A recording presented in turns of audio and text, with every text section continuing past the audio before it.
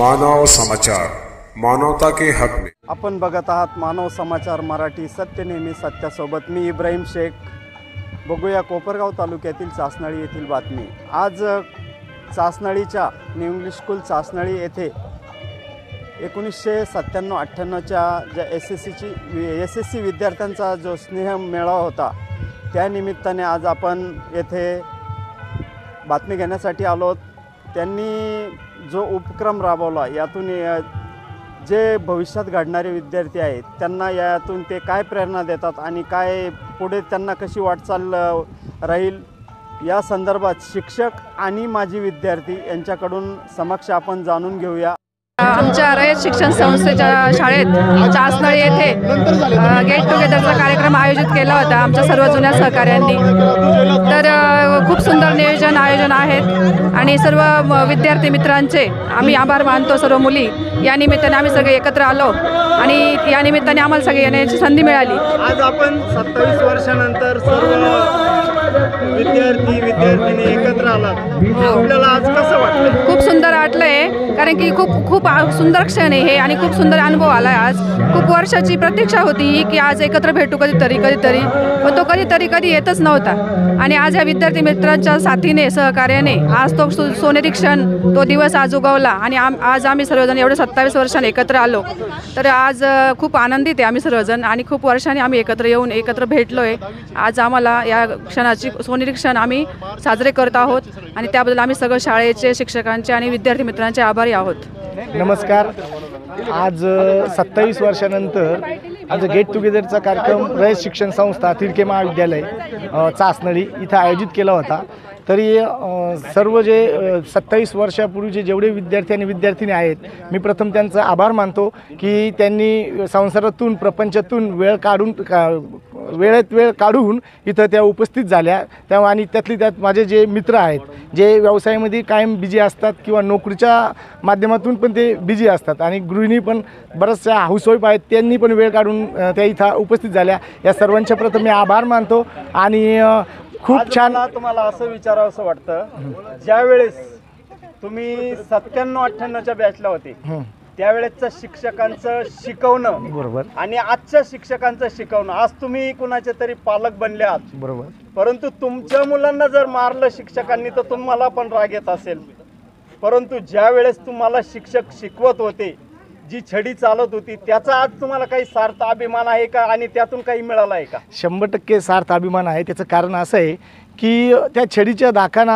आम्ही अभ्यास करायचो, होमवर्क करायचो, त्यात जे काही संस्कार आमच्यावर घडले, समाजामध्ये वागण्याचे संस्कार म्हणा, आईवडिलांची सेवा करण्याचे संस्कार म्हणा, हे घडवणारी फक्त एकमेव संस्था ही रयत शिक्षण संस्था आहे। आणि त्यावेळचे शिक्षक आणि त्यावेळेचे विद्यार्थी आणि आत्ताचे शिक्षक नाही म्हणता येणार, पण आत्ताचे विद्यार्थी यामध्ये खूप जमीन आसमानचा फरक आहे।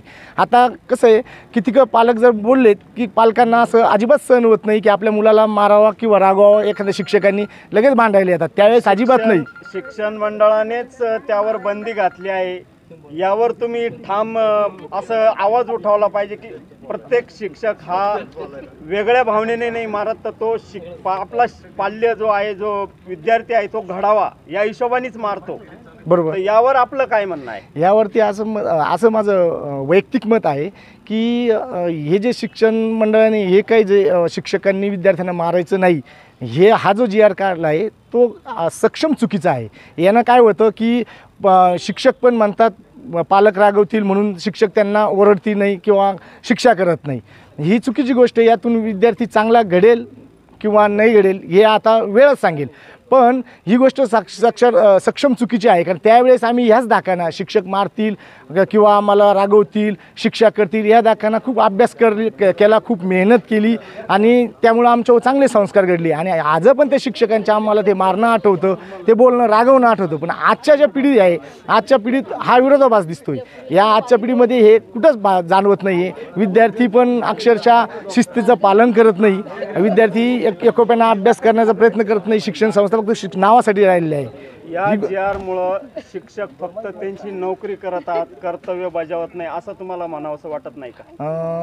म्हणावंसं वाटतं, पण एक 50% मी म्हणू शकतो। कारण कसं आहे, शिक्षकांना पण एक अडचण अशी आहे की विद्यार्थी जर ऐकतच नसतील, पालक जर म्हणत असतील माझ्या मुलाला काय करत नाही, शिक्षक काय करणार आहे, हे पण महत्त्वाची गोष्ट कारण आहे. आम्ही आता बघतोय का बऱ्याचशा ज्या केसेस आहे या 1ली ते 10वीच्या विद्यार्थ्यांच्या शिक्षकांनी मारहाण केली म्हणून शिक्षकांवर गुन्हे दाखल झाले आहे.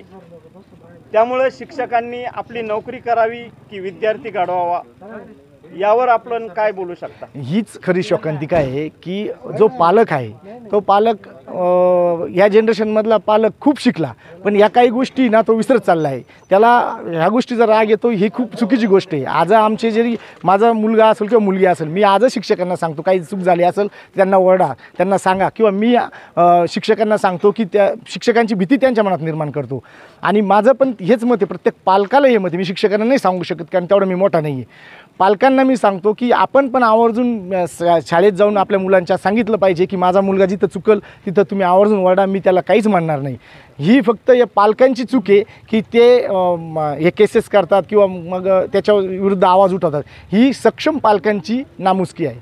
आज न्यू इंग्लिश स्कूल चासनळी येथे SSC बॅच 1997-98चा आपला जो माजी विद्यार्थी शिक्षक स्नेह मेळावा होता, यातून आज जे विद्यार्थी शिकत आहेत त्यांना आपण काय संबोधित करणार आहात आज या कार्यक्रमातून? आजचे जे विद्यार्थी या शाळेत शिकत आहेत, मी पहिल्यापासून तेच सांगतोय की शिस्तीचं पालन करणं आवश्यक आहे, चांगल्या प्रकारचा अभ्यास करणं आवश्यक आहे, व्यावसायिक शिक्षण पण त्यांनी घेतलं पाहिजे आणि गुरुजन आईवडिलांचं सेवा त्यांनी केली पाहिजे आणि त्यांची जास्तीत जास्त प्रगती होऊन चांगल्या पोस्टवर IPS सारखं किंवा MPSC UPSC देऊन चांगल्या पोस्टवर ते गेले पाहिजे, ही माझी धारणा आहे.